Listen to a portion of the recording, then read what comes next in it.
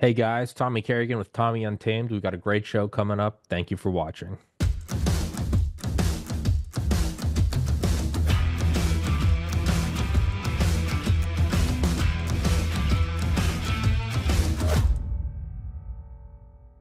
What's up, guys? Thank you for watching Tommy Untamed. We're going to take a quick break and give a shout out to the sponsors who support the show and make it possible. The world's smartest investors are not buying oil stocks. They're buying mailbox money or oil royalties instead. I'm talking about passive income that shows up month after month, starting with as little as $25. Visit KerriganOilBoom.com to discover how to tap into monthly royalty checks from America's most productive oil basin. You don't need to be wealthy or connected, you just need a regular brokerage account. That's KerriganOilBoom.com to learn how you could start collecting oil royalty checks every month. Heaven's Harvest Prepper Food, 72 servings per pail, 25 years shelf life. I've had the owner Clayton on the show before. He's a God-fearing, America-loving patriot. Get one of these, get a couple of them, throw them in your basement. It's good to have it, not need it, than to need it and not have it.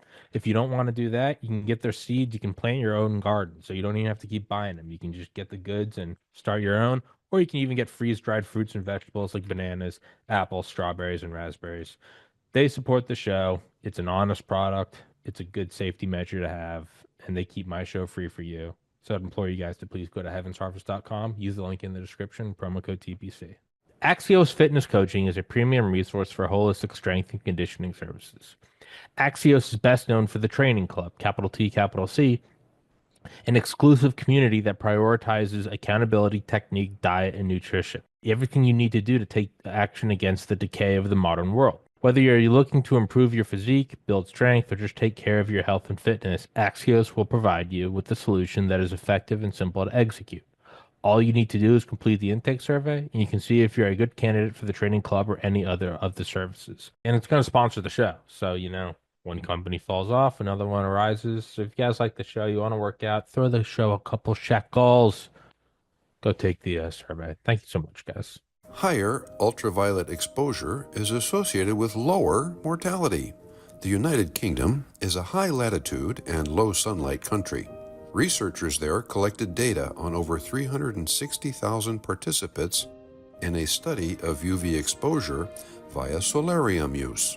When compared with non-users, solarium users had 15% risk lowered of all-cause mortality, 23% lower risk of cardiovascular mortality, 14% lower risk of cancer mortality, and a 12% lower risk of non-cardiovascular, non-cancer mortality. In other words, all other causes.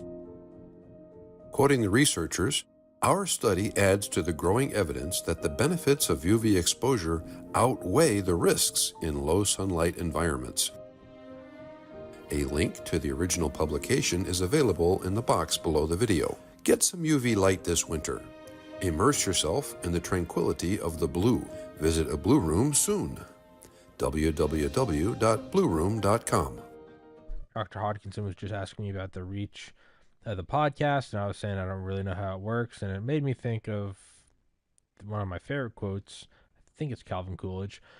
Nothing in the world can take place of persistence. Talent will not. Nothing is more common than unsuccessful men with talent.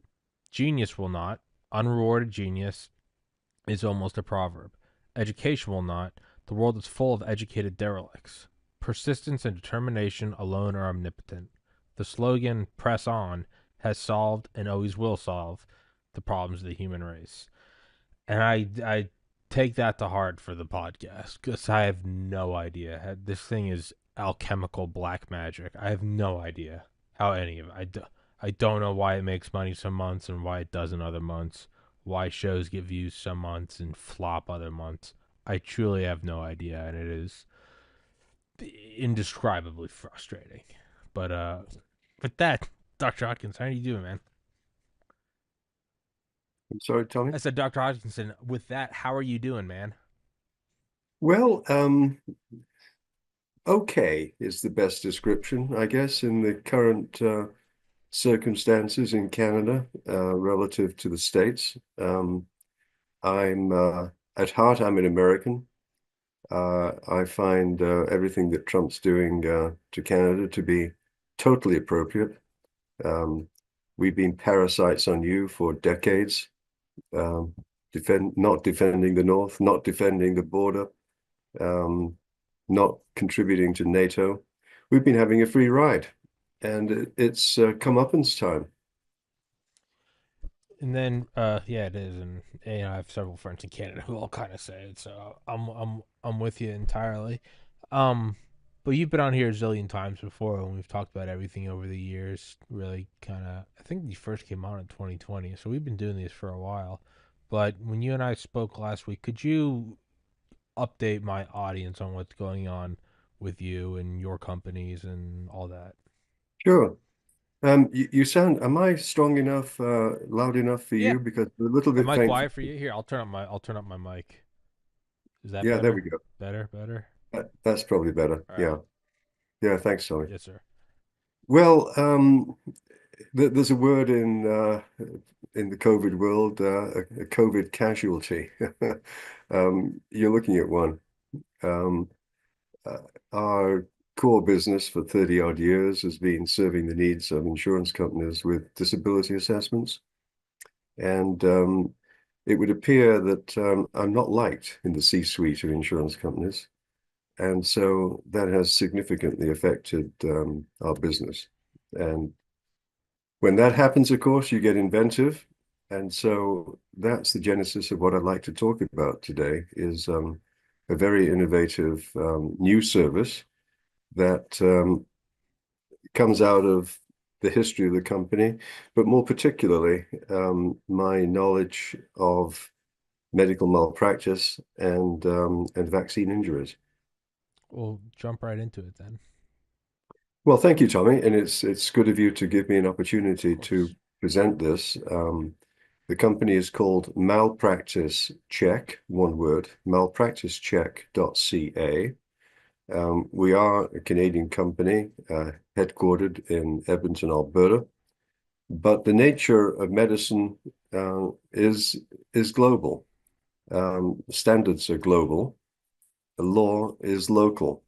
And the nature of this service is to provide a direct-to-consumer opinion based on document reviews and interview of whether or not medical malpractice likely took place and the reasons why, standard of care, informed consent, etc. So we've launched that company. We've had some very interesting traction from marketing in Canada, but it is a continental service. And as I said, to summarize, medicine is global, but law is local. And the same standards apply, generally speaking, with some minor differences. So it's the very first opportunity internationally, in our opinion, that individuals have access to an opinion on what happened without going through a lawyer with all the expense and risks associated with that. At a very, relatively speaking, a modest price, which we can talk about. We're very aware that people who've experienced these unfortunate events may be short of cash. And we try to keep the price down as low as we can in order to make that more appealing. So yeah, that's the essence of the service, and I could talk in more detail about how it's all achieved. No, please do, because I mean I know almost nothing about malpractice. I know that like the derogatory phrase ambulance chaser. That's about the extent of my knowledge. Is a phrase. That's so in terms of like so what's the normal steps? Like what would you normally have to do? Like I'm sorry, Tommy. what's the normal process of malpractice? Like how does Well, one go about, like let's say I take the COVID vaccine or what or anything, or I go get a sure, surgery and they mess sure, something up. How do sure. what unfolds? Well, before I address that question, let me just frame it in terms of the scale of the problem. In the States, approximately 250,000, 250,000 people every year die because of some medical malpractice event. And that's just the hospital population, not those that experience medical malpractice and die because of being seen as an outpatient by the GP or specialist. So it's a huge problem, and only 2% of those events ever get litigated. Now, for many people, of course, they don't want to sue for all kinds of reasons. They would just like peace of mind to know what actually happened with an unbiased opinion. The real problem is for that large number of people who experience this, the real problem is, who do you, as you said, that was the question, what do you do about it? Well, the natural reaction for most people is to go to the internet and search for a lawyer that's interested in medical malpractice. The problem with that is, first of all, you call in, and generally speaking, there are variations on this, but time is money for the law firm checking out what you're going to say. And what they're principally interested in initially is not what happened at all. What they're principally interested in is how much money did you lose? If it's not more than $250,000 or so, they're really not interested. It's just not worth their time, because it takes a few years for a case to grind through the courts if it's not settled ahead of time. And typically the insurers, the doctors, they fight tooth and nail to delay, bleed you, make it very expensive, and so on. So for that reason, very few cases actually get litigated. People also need to be aware that although some firms do take it on contingency, there's often a retainer or maybe a need to pay for the disbursements that go along the way. But it would all have started with a signed contract with the lawyer to undertake this process, in which they pay most of the disbursements and wait until the benefit at the end of the day. What most people are unaware of is that that contract implies an obligation to pay if you don't like the smell of their breath, that you think they're lazy, whatever. If you want to go to another lawyer, then there's what's called a lawyer's lien on the file. And he or she will have been clocking their time during this process at their hourly rate.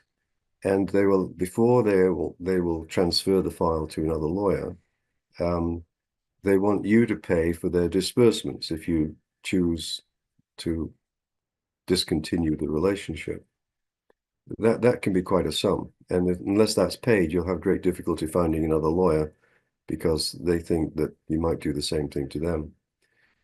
So given that, Tommy, given the reluctance of people to engage in a rather expensive long-term process, what are the other alternatives that people have today, as of today, before our service started, because it is the first of its kind? You probably don't have a nurse next door. You don't want to go back to your family doctor because he or she is the problem or sent you to someone who was the problem. And, doctors don't like to snitch on each other, right?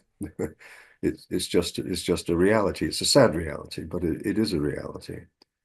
The internet is pretty useless because an individual case is very nuanced. It's very specific for you.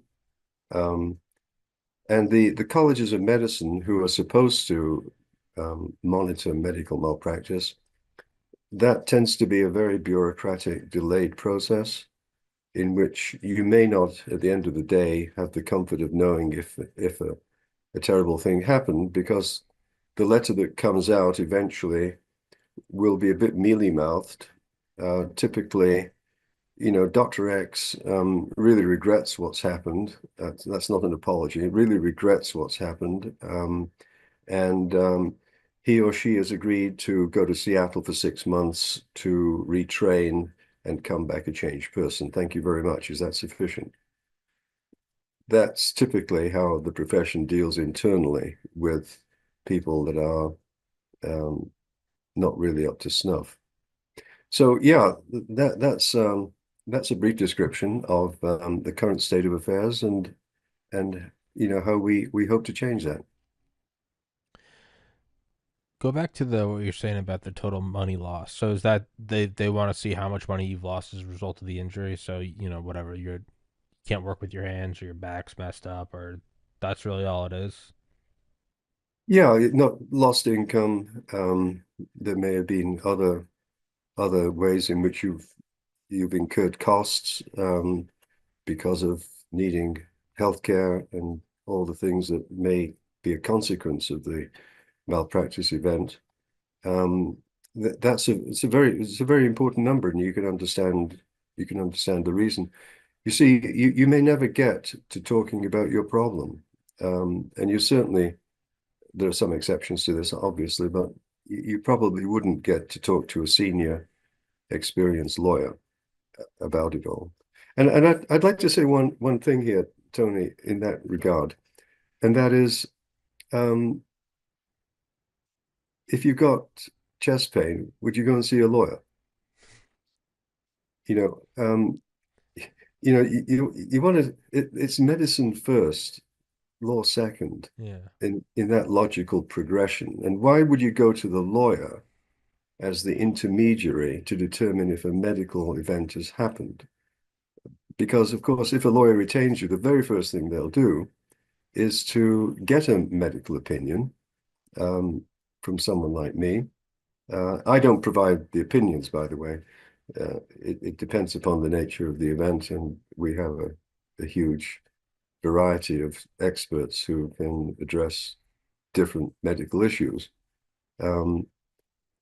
So yeah, it's just logical and cheaper and faster to use a service like ours rather than the reflex that most people have of going to see a lawyer. And then in terms of malpractice, how does that actually like? How do you determine what malpractice is and what's just tough luck? Doctors can't be burdened with fixing everything, every ailment, every injury. Right? We are humans. It is as advanced as we are, we're still archaic in many ways, and sometimes things just go south. They just don't work Yep, out. You're not that's right. guaranteed to a perfect, I don't know, spinal readjust. You're not guaranteed to that they get the entire tumor out. We still, we're not in the future. We still die. That's just what it is. In 1,000 years, maybe we won't. But right now, we still die. We don't have futuristic Star Trek where you get in a pod and it heals everything. How do you determine, or how does one determine a lawyer? At what point do you go, well, that was malpractice? Because to me, the caveman, I perhaps naively think that the doctor probably tried their hardest, and whatever happens, happens. But if you had another doctor around, they might say, no, that guy actually cut a lot of corners, and what he did was not acceptable. How does that even get determined? Well, first off, we're not in the business of nailing doctors for doing bad things. I'm a traditional doc. We all make mistakes Yeah. and regret it. Well, that's what I'm Um, asking. Is like sure. it's how does, regardless of, I'm not even saying this is what you do, just as an open ended question. How is that determined? Yeah. Well, it every case is unique. As I said, we start off with a detailed interview, an hour long, with a professional interviewer who's used to interrogating doctors and nurses from complaints that go into colleges, for example. And then out of that comes the essential issues that the individual thinks happened. And that's followed by a detailed review of the documentation that's obtained from the doctor's office or the hospital, for example. So it's a very detailed, nuanced process, and every case is very different. And more often than not, at this stage, which is really just a screening tool for lawyers or a comfort for individuals, the decision is based on probabilities. A more definitive decision would probably require much more detailed expert opinions if it went to court, for example. And so what we're looking for are the standard things of standard of care. Was it met or violated? Was there informed consent? And how we go about assessing that is relevant to the, you might say, the definition of negligence. Now, negligence is an activity by a professional or non-professional in terms of a duty to provide a standard of care that is reasonably prudent in an equivalently trained individual at that particular time and with that particular problem. For example, let's say an emergency room is massively overloaded, and you don't really have enough time to see everyone, and even prioritizing which one you should see next is challenging. In the hurly-burly of that situation, mistakes happen, and that's understandable. And it's not something that you would be successful prosecuting, probably. It depends on the details, obviously. But it's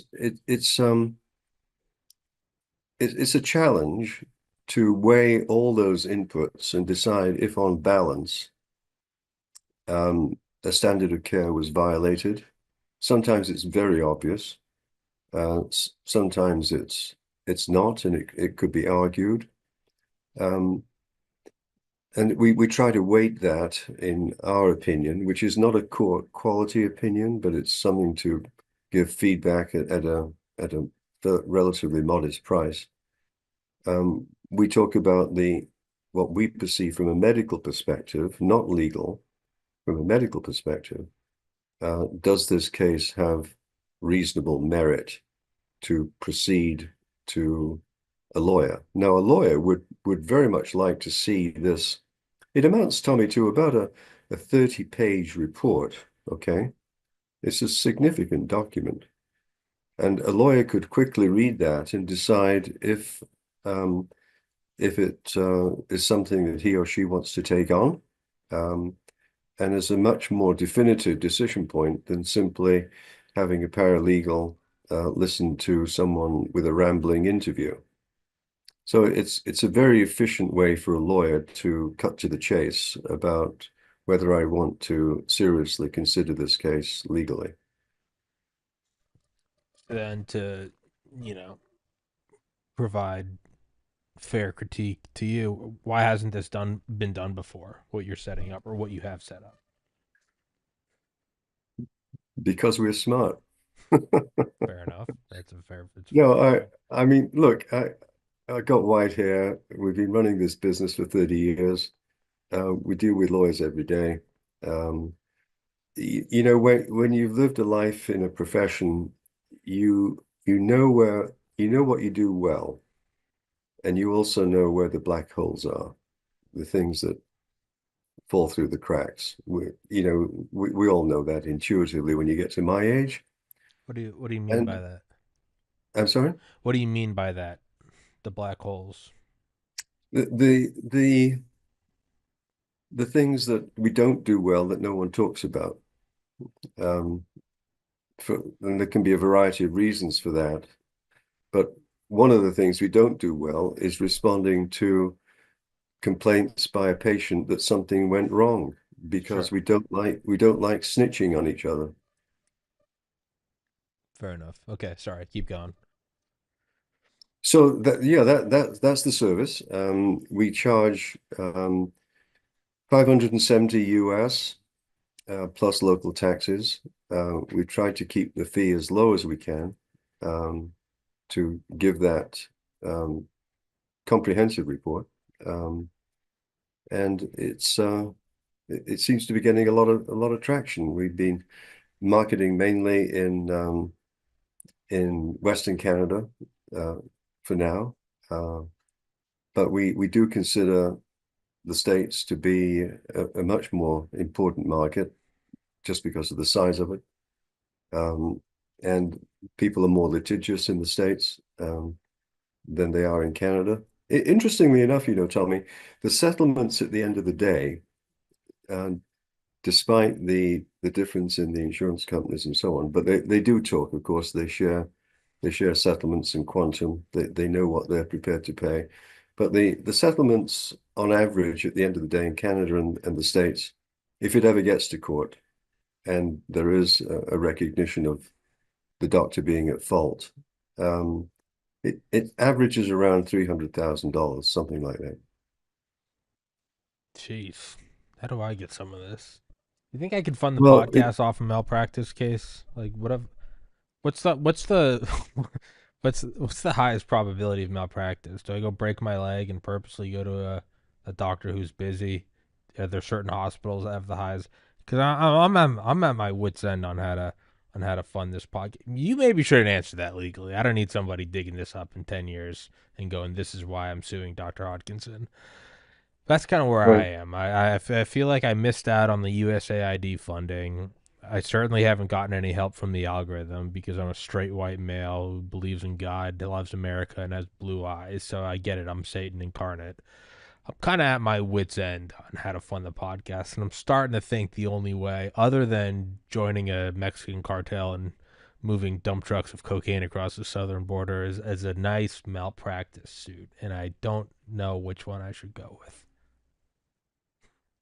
Yeah, decision points. I would reject all of the above, Tommy, if I were you. Yeah, And I will. um, you're in I mean, being in the States right now must be really exciting It because is. No, it is. there's so many things going on that can have a positive impact on an individual's economic situation. Hmm. Um, Cost of energy, for example, is absolutely critical. So I envy you. Um, I wish I was. Maybe you'd like to sponsor me, Dude, Tommy. I'll divorce your wife temporarily. I'll marry you. You come down here, and then I'll divorce you. I don't. Give me a kickback. If you can't tell, this has been weighing on me lately on how do I make the podcast, but to not completely deviate and turn this into a therapy session where I scream about the podcast. Um, Back to what you were saying about settlements. What is that in relation to this, like Canada, the U.S.? You said 300,000 or 370,000. Is that what you said? 370 or 300?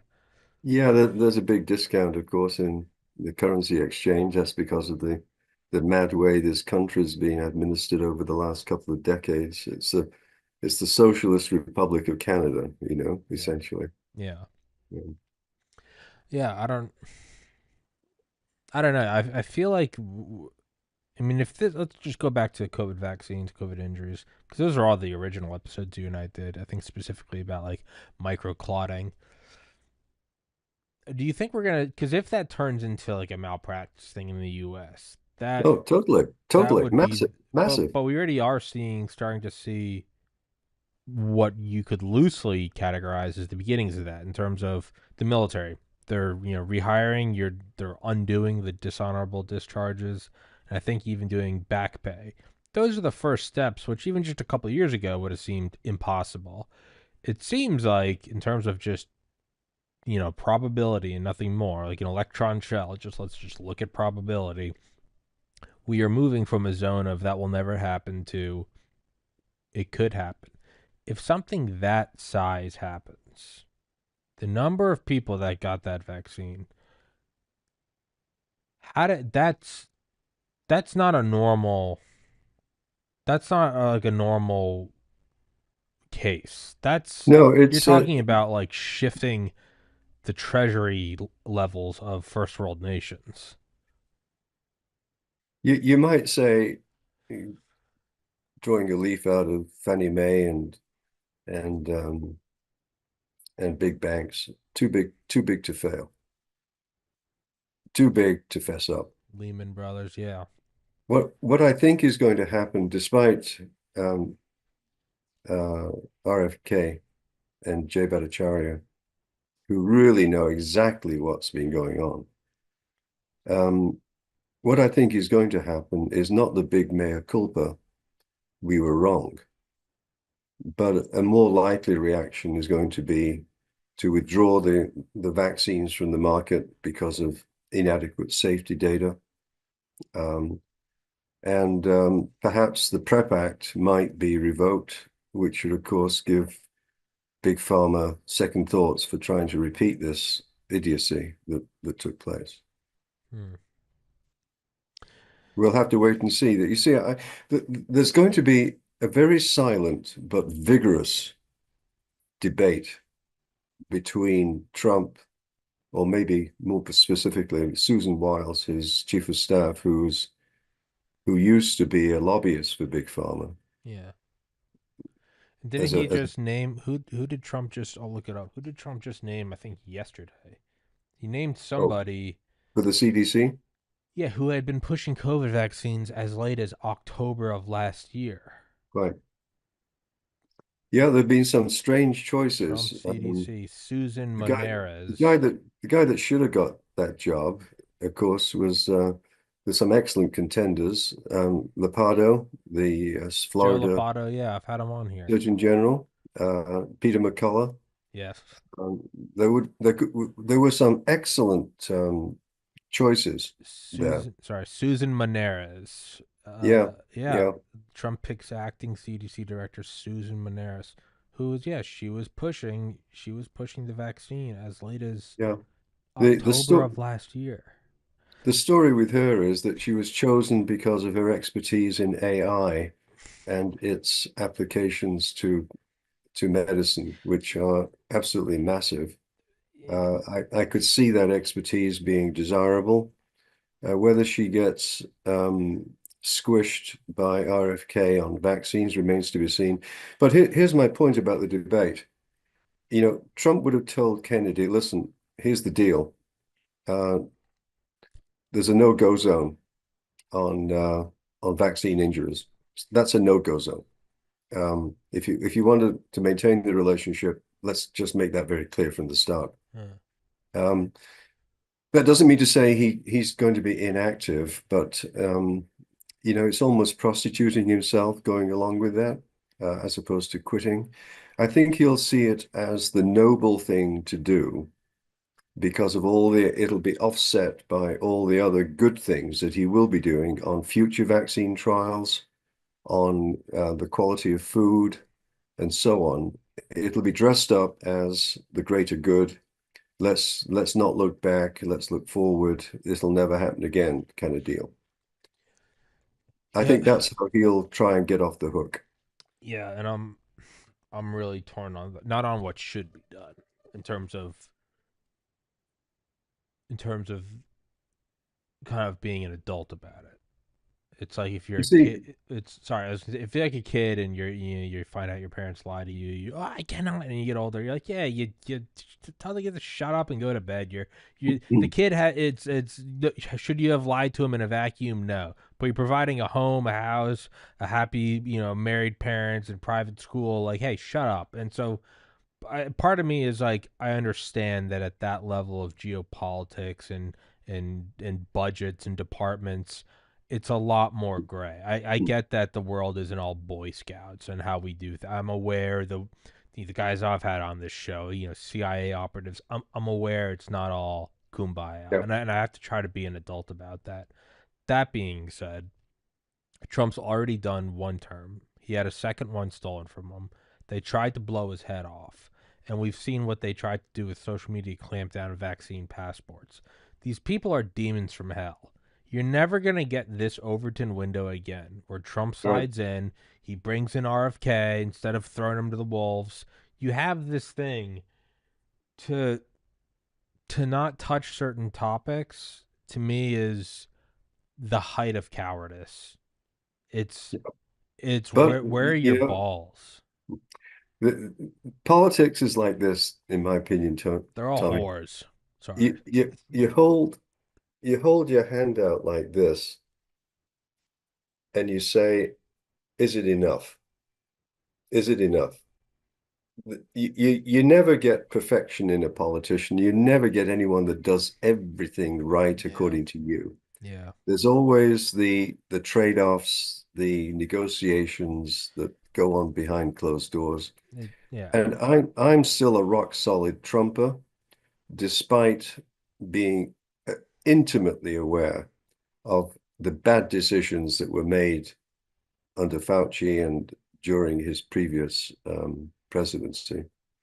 I, I'm I'm prepared to cut him slack on that, providing it never happens again, because of all the other good things that he's doing. Yeah. No, and that's where I kind of go back to my first point where I'm like, it's like, now, this is a bold stance to defend the military industrial complex, but like I do get it. It's There's always going to be a hegemon. There's always going to be an empire. It's better to be the empire than wish you were the empire. There's no such thing as kumbaya. If you're going to have an empire, which God bless is the one in the United States, separated by two oceans, where we at least attempt, and I know it's not perfect, we at least attempt to, you're allowed to arm yourself and have free speech, and there's a million caveats to that. I get it. If you want to have something, or it's like, well, these politicians are getting kicked back. It's like, how do you think this works? You either do it the Soviet system where you put everyone against the wall, and at first chance, everyone defects from a pauper to an oligarch, or you have a system where other people get rich. Is it all good and above board? No. Does that guy deserve a fifth penthouse? Probably not. But if you want the most advanced weaponry in the world, hey, grow the fuck up. There are kickbacks. It's just what it is. It's not right, but there are kickbacks, Yeah. and that's how you get this thing. And it's Thomas Sowell. There are no solutions. There are only trade offs. Well, You get it's called rail politic, isn't it? Yes, It's just yes. the real world. It's It, it trade-offs. it is, and it doesn't mean that you should abandon morals and ethics. That's not the. You also want to be careful of that. You don't want to drift so far off and go so Right. far through the rabbit hole that you become the evil dictator, right? Because then it's like, well, now you've become the thing that deserves to be destroyed. But there is also like, yeah, how do you think this works, man? Like, Mhm. what do how do you think that, like, and like in college, whenever we'd have huge parties at the frat house, you would pay like an off-duty cop to check IDs at the front. And what that meant is when the cops drove by, they'd see their buddy off duty and they go, oh, he's moonlighting. Yeah, we know everyone in there is drinking underage, but he's getting paid and he's probably getting. Hey, we're gonna do it anyway. We were gonna drink and light shit on fire anyway. At least it's kind of in a controlled area and there's a cop there. And it's so from there, I have to look at. I mean, if you and I go into the Oval Office and Trump takes us, turns off all the phones, and he's like, "I'm doing this because by doing this, I'm able to, I don't know, shift peace to Ukraine, and we're not going into Taiwan, and Taiwan's tied in with Pfizer, and because of this deal, we're doing this, and I know 100 million people got fucked by this vaccine, but." I'm delaying World War III, which would have killed 3 billion people. It probably is something. It probably is a devil's bargain once you get into that office. I don't imagine, right? Because it's everyone kicks it up. Everyone kicks it up the chain of command, and then as Yeah. Harry Truman, famously said, the buck stops here. Well, someone It's has to the stop the buck, and Trump's dealing with the buck in the pharmaceutical industry, social media, big tech, AI, the cartels on the southern border, Israel, Ukraine, Taiwan, the EU. Are we gonna take Canada? Yeah, I would imagine that there's a lot of bucks stopping there, and at a certain point, you go, well, what is the best decision for the best number of people? So I don't know. I you, kind of made you my use point and the defeated it. you use the word a bargain with the devil. I've got to send you I commissioned a, a retouched photograph of the Faustian Faustian. bargain. I was wondering, is it Faustian? But I The didn't say that Faustian because I wasn't bargain. sure if I was going to And use it correctly. what it has is the devil with a um, a black hand and very long red fingernails, holding the hand of a white hand with a white sleeve, a doctor. And that's the Faustian bargain. It's a dramatic photograph that's been enhanced to show how medicine sold its soul for money. What is the correct term of Faustian bargain? Like, what is the correct meaning? I've always heard it, but I've never used it because I don't understand it completely. Does Well, that mean like deal with the devil? a deal with the devil, yeah. Not sure if I'm pronouncing it right, but No, no, it's Faust. No, no, it's correct. Oh Mephistopheles yeah, yeah, the yeah, o- offered Faust magical knowledge for if he would prostitute himself, and he accepted the deal. It never materialized, and when he died, he was sent straight to hell. yeah, You know, yeah. I find that in my own mind, that tightrope I try to walk, where on one hand you do have the sort of be an adult and understand that everything's gray areas. Everybody you know has at some form or another probably fought an addiction, probably not been yeah. the best boyfriend or girlfriend. Everyone's done something yeah, right. There is that, and that's I would say in a weird way it's a form of empathy of understanding, right? And then there's the whole kind of grow up. Yeah, how do you think this stuff works? On the Well, other, I think that reality that we all have skeletons in our closet. That reality is what prevents good people from generally good people without really bad skeletons. It's the worry of the skeleton being disclosed in a political campaign when yeah. all kinds of muckraking goes on. No one really wants that, and you have to give it second thoughts. The other thing you have to give second thoughts to these days, if you enter politics, is violence. You may get knocked off, like the attempted assassination of Trump. You may have your house burned down. You may have your children kidnapped, whatever. There are so many awful ways, and especially if you start getting into very controversial issues about religion, for example, in many forms, you are setting yourself up for a very unpleasant outcome. And so if you're tackling that as a politician, as you know, wanting to win an election with someone else running the show that you object to for all kinds of good reasons, if you've got a better way of doing things, it's not just the skeletons that you have to be worried about, but it's also the the reality that you can't afford a security detail. Yeah. No, that is. Well, that kind of actually comes back to the point I was gonna make is there's the there's the grow up viewpoint where you know it's not all perfect, right? Mhm.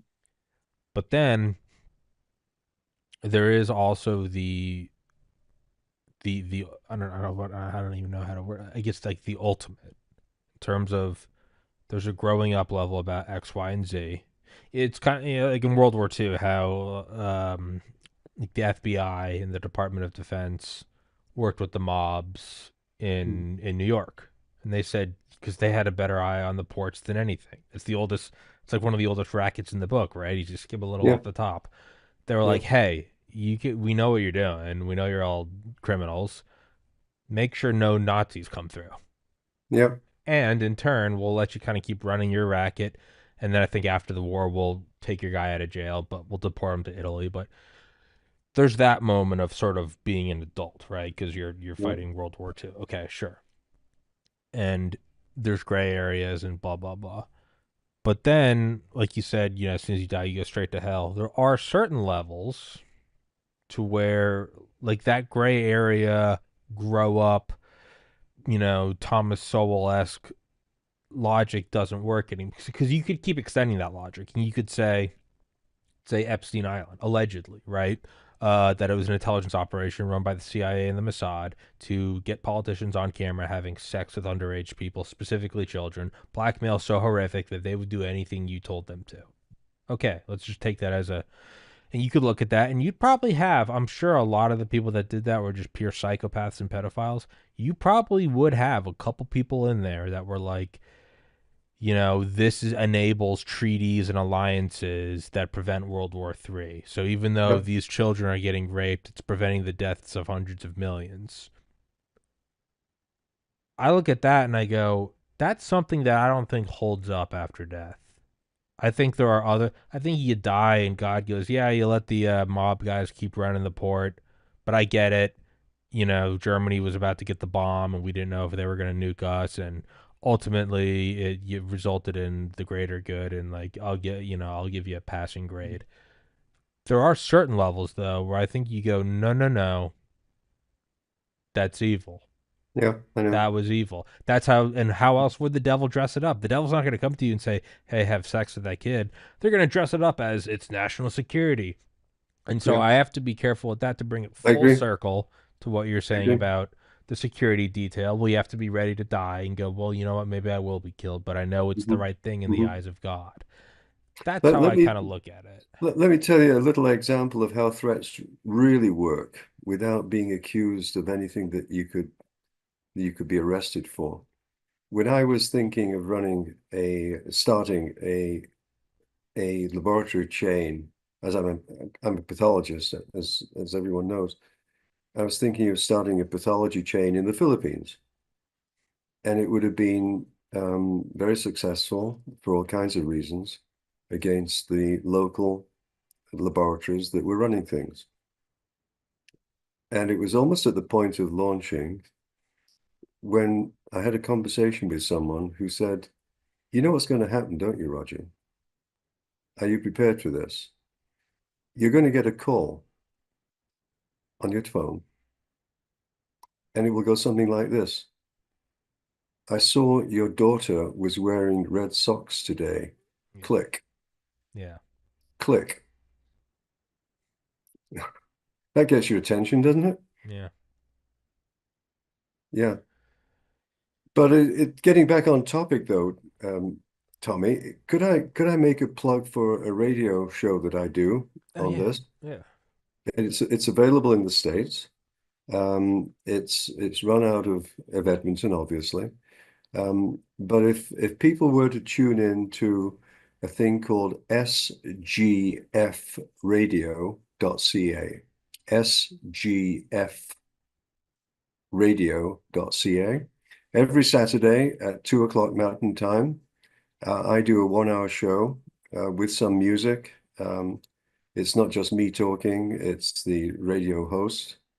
It's a very general, wide-ranging discussion, not just about medical malpractice and vaccine injuries, but people will send in their concerns for discussion, not a live discussion, but we'll receive their concerns and choose three to discuss every Saturday. And if anyone wants to participate in that, you just send your questions into health@sgfradio.ca. And we'll choose the ones that we think are most interesting to talk about. And it'll be quite an informative. We just started. It's got getting great traction, um, and it's an informative show. Absolutely. Yeah, the threat that I always think about that where, if you're worried about your own life, that's one thing. You're right. You could be worried, but you go, I know I'm doing the right thing in the eyes of God. I would also imagine if we can be so bold as to peer into God's mind or assume, if they call and they go, "Hey, you better," let's say I had a son, and they go, "Hey, you're gonna end that podcast," and yeah, blah whatever. We saw your son's shoes at school today. I always wonder. I mean, like, if you have a child and you're their parent, I mean, let's just say in the eyes of God, I don't think I would fault anyone for dropping whatever fight they're doing. I really don't. And it's very easy to point and go, it's like right now, we're saying like, well, Trump should do this, that. He's the president, but listen, anyone with a brain cell knows that there are power factions either on par with or greater than the president, and they're not recognized. But at a certain point, you know, do you not get behind the scenes with Trump and go, yeah, they're going to kill my family if I do too much? I don't know if you can demand a sacrifice of others that you yourself are not willing to make. Now, if it's your own life and only your life. Well, that question, of course, is the question Hmm. that faced individual physicians with administering the COVID vaccine. Well, there you go. Well, I You can't know, be fired. I have a family to take care of. It's like, well, then how many people do you hurt with this who have families to take care of? right. But the net result of that willingness to Go along to get go along. along, the net result of that has been a profound loss of trust in the medical profession that used to be the most trusted profession. We were rated at 70% trust rating before COVID. It's now dropped to 40%. Most people don't trust their doctor. It's a terrible consequence of those individual physicians who chose to go along with the flow. If we'd all stood up shoulder to shoulder and said, no, we won't do this, it undermines the very essence of the Hippocratic Oath. If we had done that, Tommy, all of us, this tragedy, 20 million deaths in the States from the vax, this would never have happened. Yeah. And the profession would have retained its integrity and its trust. Yeah, yeah, it's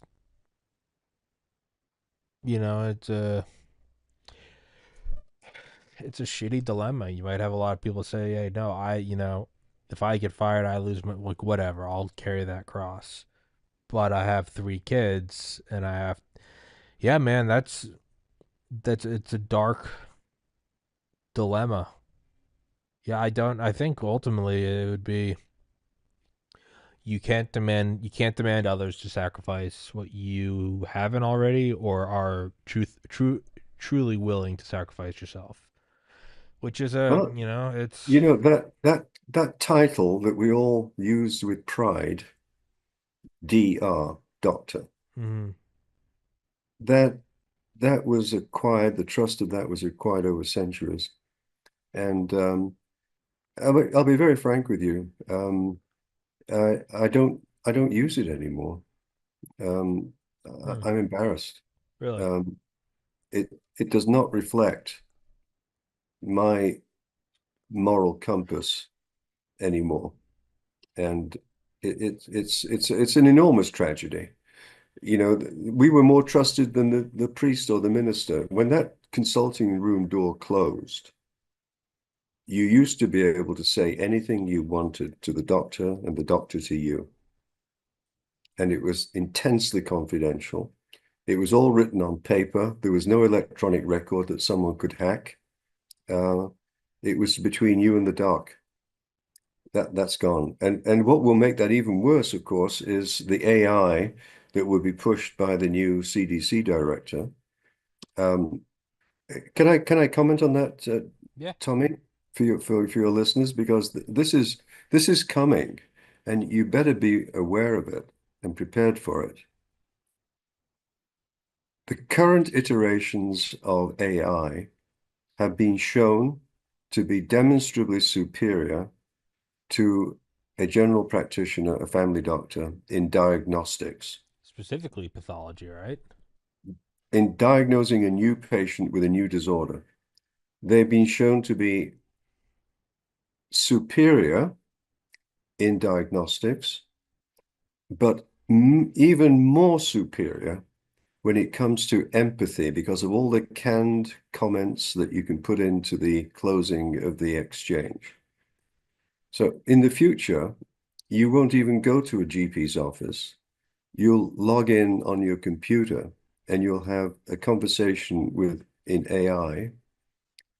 And the reason that's going to take over is because even with today's iterations, it's superior. It will get rapidly even better. But more to the point, it's not about the quality of it, it's about the cost of it in a system that is massively over expensive. So, and I mean, it's going to be pennies a pop for a software that everyone uses to do that first triage compared with hundreds of dollars if you're paying a doctor or a nurse practitioner. So the writing's on the wall for general practice. It's going to be slaughtered because we can't afford to do it the traditional way.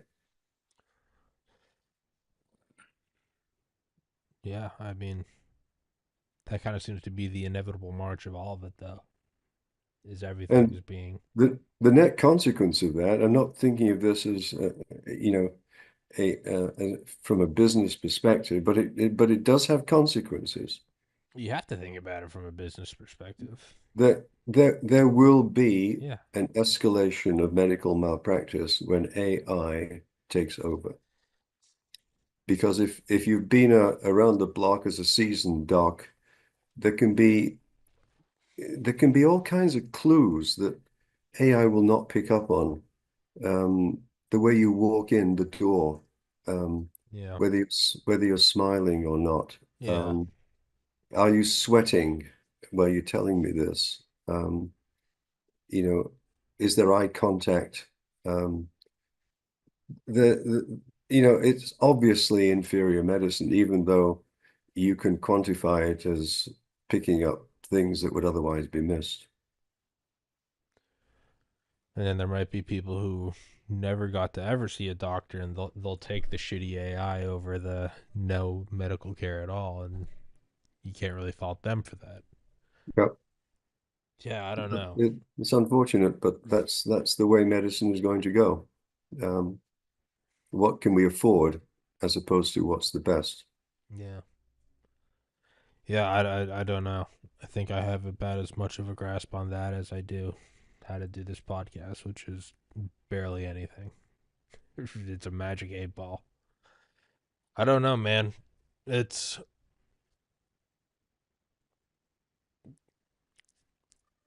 I mean, because I mean, I always used to joke about, back in college, like, I was like, yeah, one day, way down the road, AI will take over everything. And that's why I wanted to be a doctor, because my logic was by the time AI came for my job, it would have also taken every other job, which means if it was taking my job, I wouldn't be really worried about unemployment. I'd probably be worried about like the Terminator.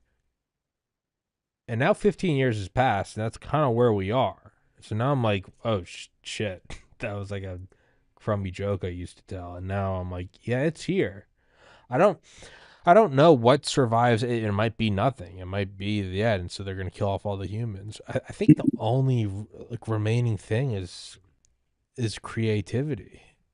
The only is like a unique take. I feel like that's the only thing that will be the last island in human value from the idea of AI, which is isn't inherent. But Tommy, we're almost out of time, but there's one yeah, other very, very important issue that's a bit unrelated that I'd really like people to know about, sure, if may yeah, end on this. I'm ending on it because it's much more important than anything else that we've discussed. Right now, there are two researchers, Dr. David Speaker in Canada and Dr. Kevin McKernan in the States, who are working on a very, very important, the most important medical experiment ever undertaken. And I'm talking here about what we call reverse transcription of the COVID vaccine into our DNA. Just very briefly, what that means is instead of the one-way track of DNA to RNA to protein, it goes upwards the other way. Mm-hmm. And the DNA contaminating the vials and the modified mRNA of the vaccine, they are attempting to show with high probability of success in about 6 months that reverse transcription into spermatozoa actually has happened. Now, translation. That means the potential when that spermatozoon fertilizes an egg, which might also have been changed, but the spermatozoa are rapidly dividing, whereas eggs don't. A little girl is born with all the eggs she's going to have, and it's more likely to happen in a rapidly dividing cell. Mm-hmm. But the big point is this: Hereditary vaccine if injury. that is shown to have happened, we'll have to quantify it. How often does it happen? Where does it happen? What genes it is next to, etc., etc. But when that is shown to have happened, Tommy, translation, we will have changed the human genome for absolutely no reason forever, because it will be transgenerational from child to child to child. That is not just massively disturbing, but even more disturbing is that we will not know the consequences of it for 20 or so years, the fertility cycle. And that is Nobel Prize worthy discovery, obviously. It's almost certain to be shown to be the case because it's already been shown in a petri dish with malignant cells. And we already know that 8% of our genome is viral in origin from viruses that have managed to do that in our evolutionary history. 8% of our genes are viral in origin. It's happened repeatedly over time. So it's almost certain that they're going to demonstrate that. And when it's published, Tommy, and the likes of me and others articulate that in lay language, be prepared for a scale of revulsion in the general public that is currently unimaginable. That humanity has been changed forever for absolutely no reason. Unless, of course, it was intentional. Yeah, I don't believe that. No, I, But I know you don't. You voiced that before. I'm just as an idea. If this has happened, yeah, it's like when someone jumps the fence at the White House and runs at the White House. Most of the time, it's a crazy person. You do have to consider, though, if it's a probe to see defenses for an upcoming attack. When yeah, something as unique as this happens, I'm with you. I'm not saying it's intentional.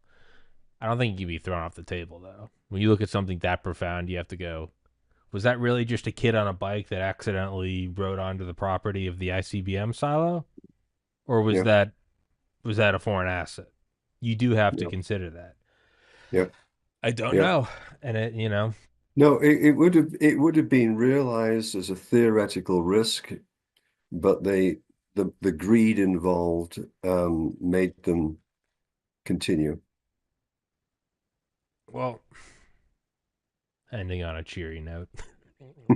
Maybe the AI is killing us. I don't know. Um, Dr. Hodkinson, it was great to have you back on, man. I think you sent me the link, but I'll put the link to the new company in the description. People can go check Yeah. it out.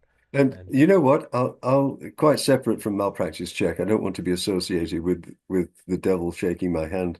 Um, I I will send you that most dramatic I'll make it the photograph. thumbnail. Email it to me. I'll make it the thumbnail for the episode. If I haven't sent it to you, I'll send it to you, and it Yeah, send it right would now. make it would make a fantastic backdrop for Yeah, your your chats, you know. yeah. No, I send it to me right now, and I'll make it the thingy. But yeah, Dr. Hodgson, as always, it was a great catch up, dude. Well, Well, we're gonna make it. And I don't know stay how. strong. You too. We're gonna make it. I don't know how. To the glory of God. Humanity's been through worse than this. Amen. We'll find a way, even if we don't know how. Well, we've never known how. No one knew what they were doing, sailing across the oceans. Yeah, it might be Earth. The Earth might be flat. We're gonna see if it's not. What if it is? I don't know. It'll fucking fall off. Yeah, I mean that's the entire world has just been making shit up. All right, Dr. Hodkinson, as always, dude. Love chatting with you. Thank you so much for your time.